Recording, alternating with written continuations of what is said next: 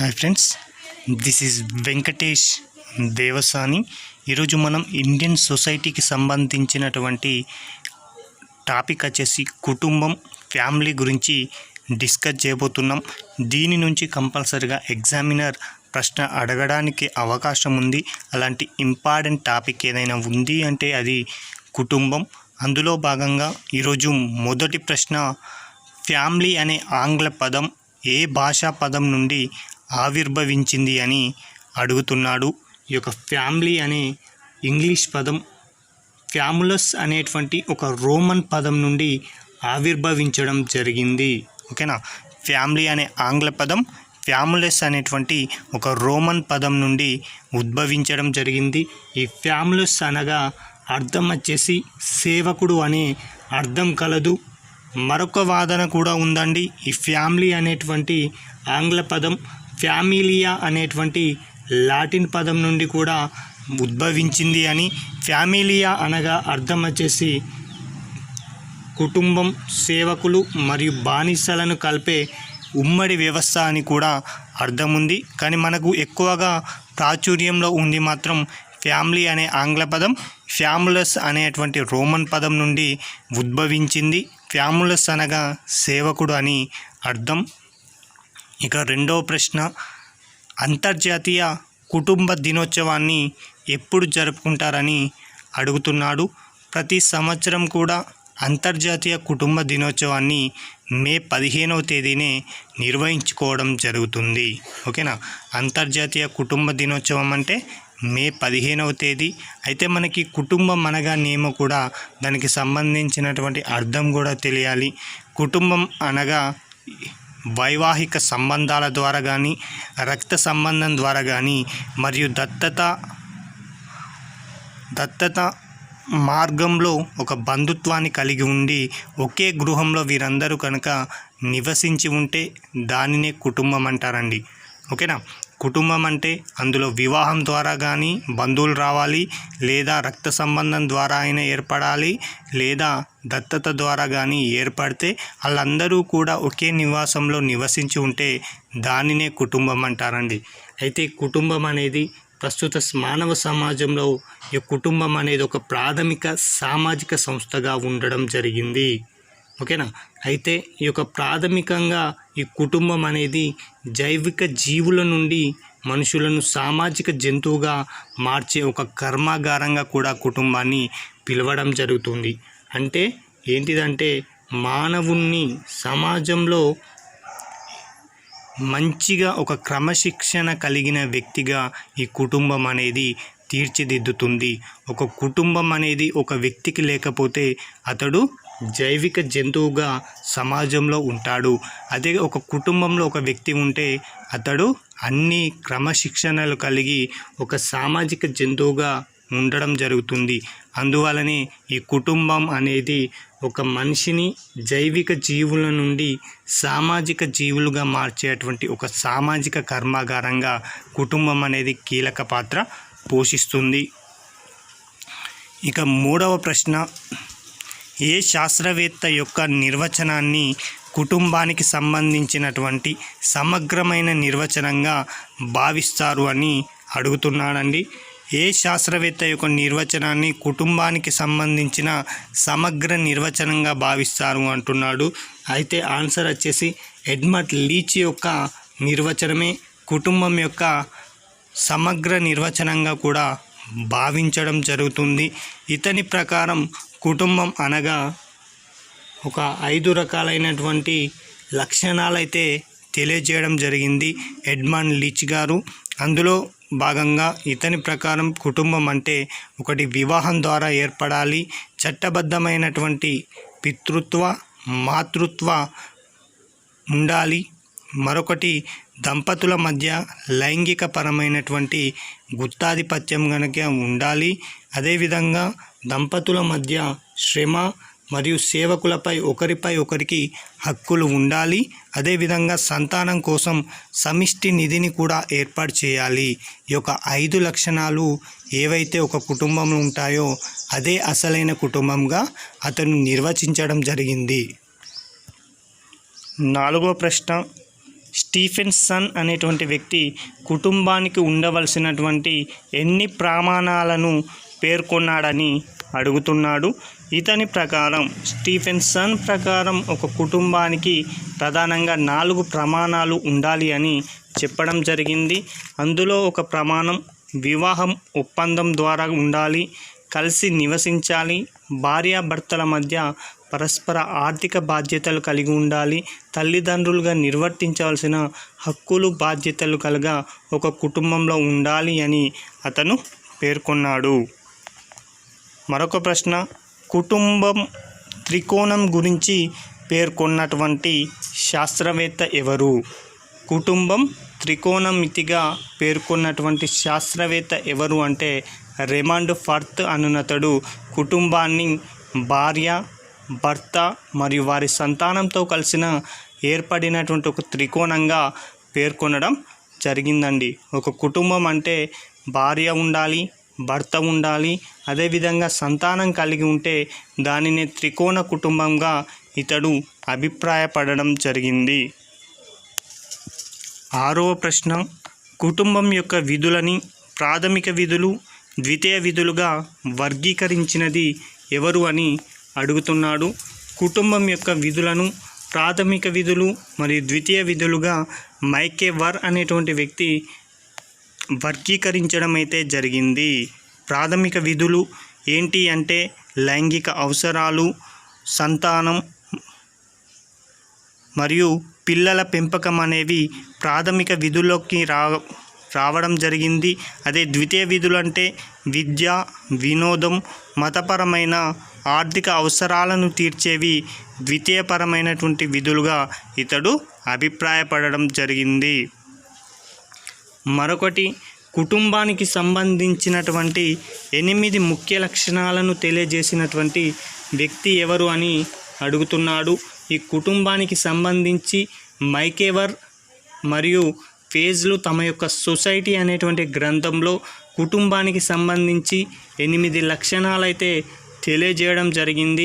అందులో కొన్ని ఇంపార్టెంట్ ఉన్నటువంటి లక్షణాలను కనుక మనం చూసుకున్నట్లయితే, ఒక కుటుంబంలో ఆప్యాయత, అనురాగాలు ఉండాలి, విశ్వవ్యాప్తంగా ఉండాలి ఆ కుటుంబం, సభ్యుల మధ్య బాధ్యతలు ఉండాలి మరియు పరిమితమైన పరిమాణం ఉండాలి. ఇలాంటి లక్షణాలైతే ఈ మైకేవర్ మరియు ఫేజ్లు అయితే తెలియజేయడం జరిగింది. మరొక ప్రశ్న, కుటుంబం పరిమాణాన్ని తెలియజేసిన వారు ఎవరు? కుటుంబానికి సంబంధించి పరిమాణాన్ని తెలియజేసినటువంటి వ్యక్తి ఎవరు అంటే మూర్ధక్ అనేటువంటి వ్యక్తి కుటుంబ పరిమాణాన్ని అయితే వివరించడం జరిగింది. ఇతని ప్రకారం కుటుంబాలు ప్రధానంగా 2 రకాలుగా వర్గీకరించాడు. ఒకటి కేంద్రక కుటుంబం, రెండోది వచ్చేసి సంక్లిష్ట కుటుంబం. దాదాపుగా సమాజంలో ఉన్నటువంటి 250 సమాజాలను ఇతను పరిశోధించిన తర్వాతనే కుటుంబ పరిణామ క్రమాన్ని 2 కుటుంబాలుగా వర్గీకరించడం జరిగింది.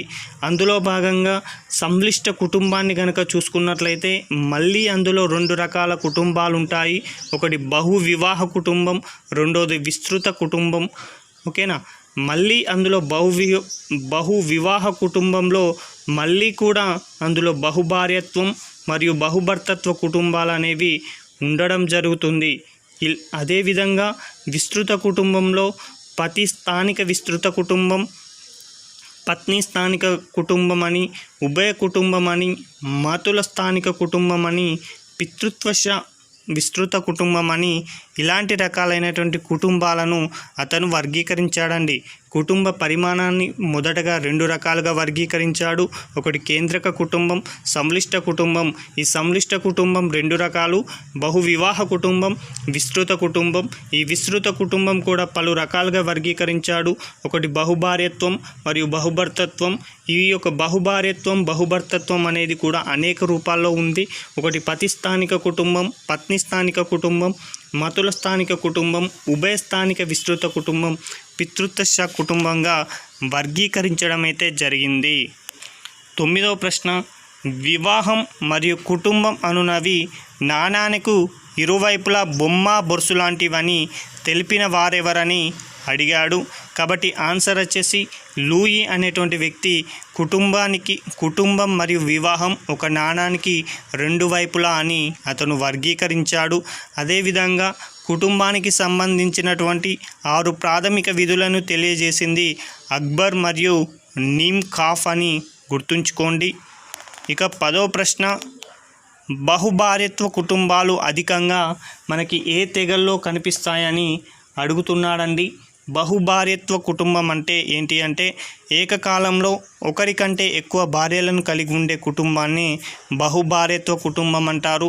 ఇలాంటి బహుభార్యత్వ కుటుంబం అత్యధికంగా కనిపించే తెగలు చుక్సీలు, కెప్సింజీలు, బైగాలు, లాసులు అనేటువంటి తెగలలో ఈ బహుభార్యత్వ కుటుంబాలు కనిపించగా, బహుభార్యత్వ కుటుంబాలు చూసుకున్నట్లయితే అధికంగా మనకి ఏ తెగలో కనిపిస్తున్నాయి అంటే నీలగిరి తోడాలు, హిమాలయ కాశీలు, లడక్ బోటీలు, గారోలు మరియు నాయర్లలో కూడా ఈ యొక్క బహుభార్యత్వం కనిపిస్తుంది.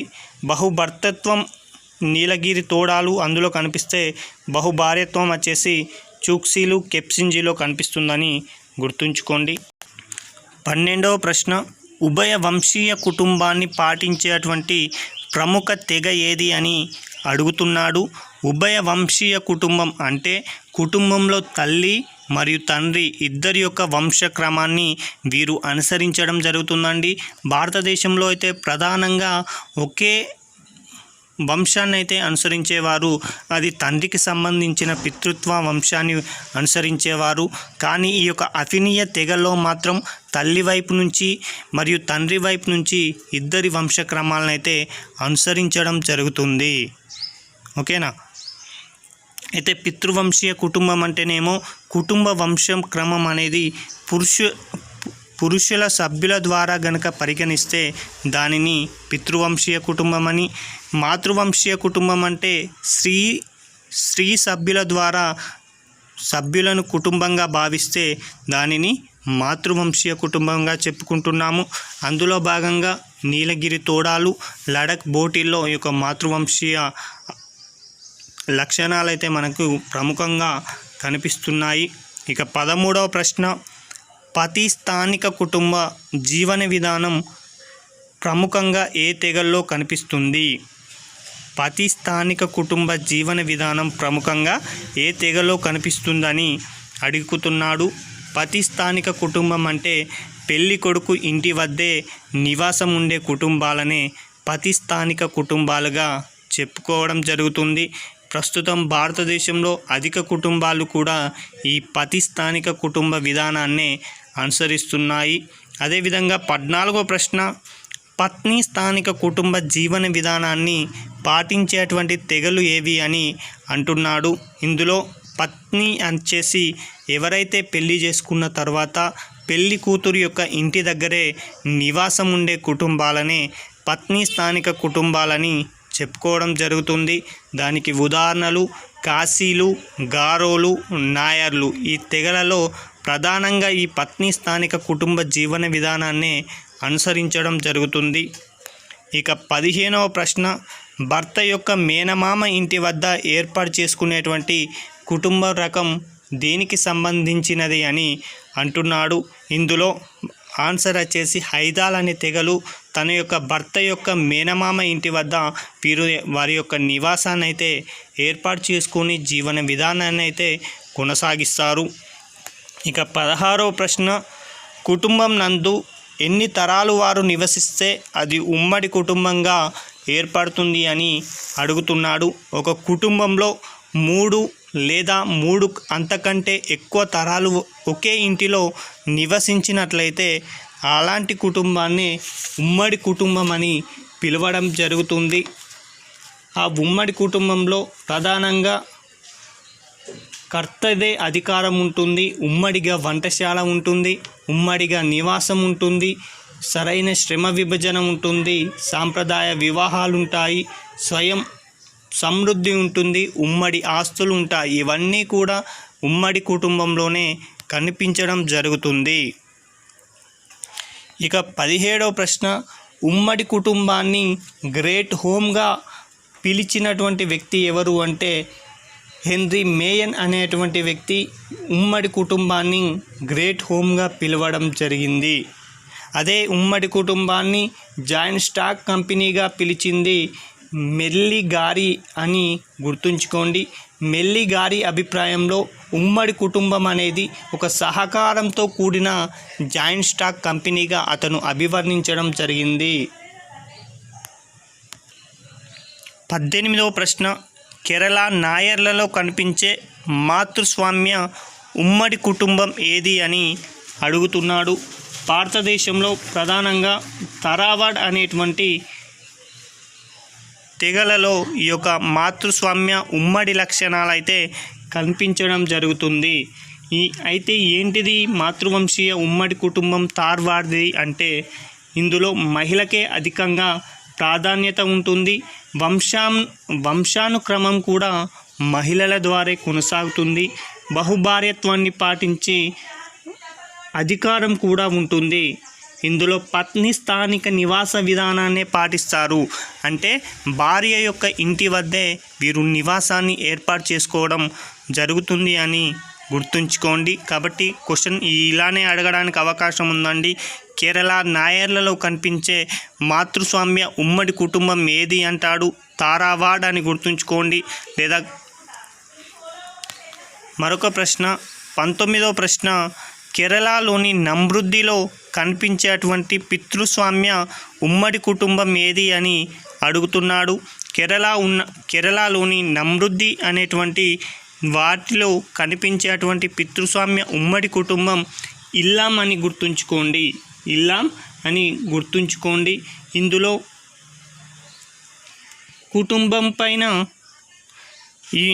కుటుంబంలో వంశానుక్రమం అనేది పురుషులదే ఉంటుంది. ఇందులో కర్తదే కుటుంబ పెద్దగా ఉండడం జరుగుతుంది.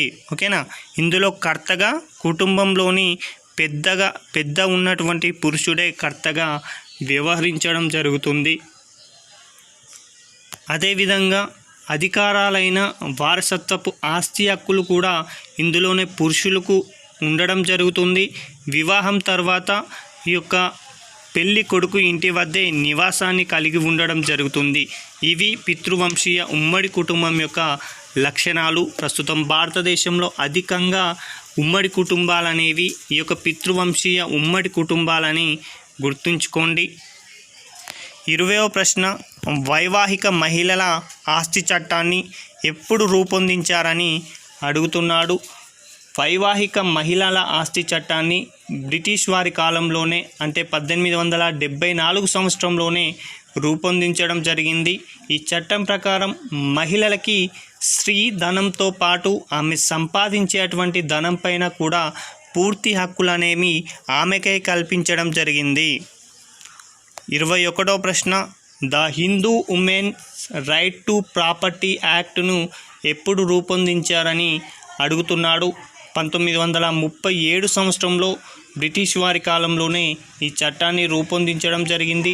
ఈ చట్టం ప్రకారం మహిళకు తన చనిపోయిన భర్త ఆస్తిలో కుమారునితో పాటు సమానంగా వాటా పొందే హక్కు ఉంది. అంటే ఫర్ ఎగ్జాంపుల్ వారి యొక్క కుటుంబంలో 2 కుమారులు ఉంటే ఈ భార్యతో కలిపి 3 కూడా అందులో సమానంగా వాటా పొందే హక్కు అనేది ఈ యొక్క చట్టం ప్రకారం కల్పించడం జరిగింది.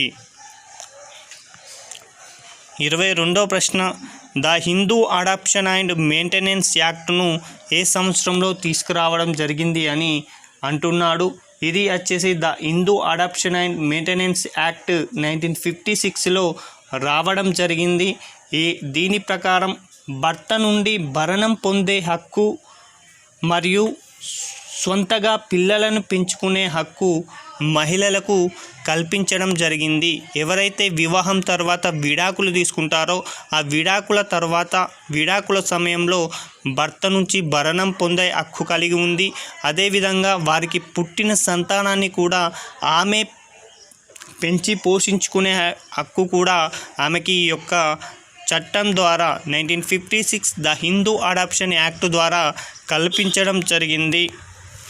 ఇక 23వ ప్రశ్న, కుటుంబ న్యాయస్థానాల చట్టాన్ని ఎప్పుడు రూపొందించారని అడుగుతున్నాడు. 1984 సంవత్సరంలో ఈ యొక్క చట్టాన్ని రూపొందించి కుటుంబ తగాదాలని గోప్యంగా విచారించే అవకాశం అనేది ఈ చట్టం అనేది కల్పించడం జరిగింది. ఇక 24వ ప్రశ్న, హిందూ వారసత్వ చట్టం ఎప్పుడు రావడం జరిగింది అని అంటున్నాడు.